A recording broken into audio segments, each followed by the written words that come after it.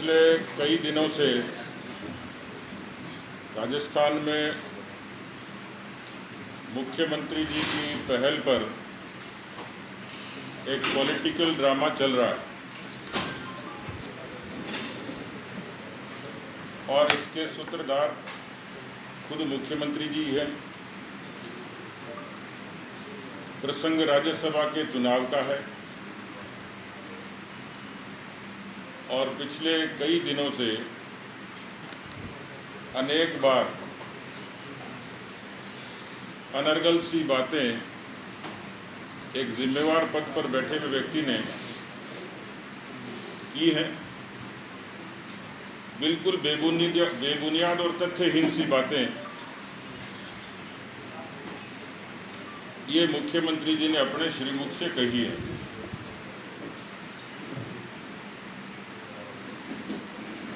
उनकी पिछले दिन से मैं कई दिनों से देख रहा हूं, जैसे बिल्कुल दिमागी तौर पे कोई व्यक्ति असंतुलित हो जाए और मन में आए जो बोले, न समय देखे न परिस्थिति देखे, एक बौखलाहट, एक निराशा, एक हताशा उनके बयानों से साफ तौर पर नजर आती है। और इसके बहुत सारे प्रमाण हैं। प्रसंग राज्यसभा चुनाव का बेशक होगा, लेकिन मैं आपको पृष्ठभूमि में ले जाना चाहूँगा जिससे आप सब लोग वाकिफ हैं, लेकिन राजस्थान की जनता इसको विस्मृत नहीं कर दे, इसके लिए आपके संज्ञान में लाना चाहूँगा।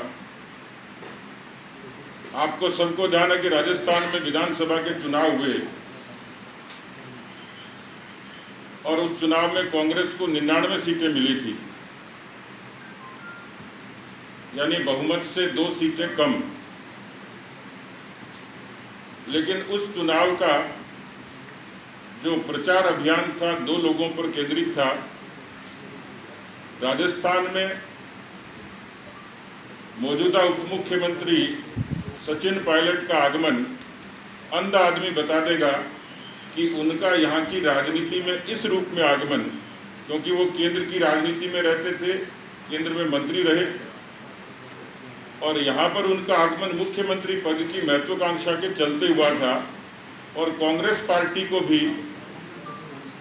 जनता ने सचिन पायलट को भी मुख्यमंत्री के रूप में देखते हुए एक बड़े वर्ग ने कांग्रेस के पक्ष में मतदान किया था।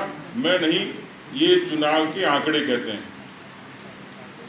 अशोक गहलोत जी क्योंकि बहुत पुराने लंबे अरसे से नेहरू गांधी खानदान के दरबार के अहम किरदार हैं, उनके अपने संबंध हैं और इसलिए वो मुख्यमंत्री पद की बाजी मारने में सफल रहे।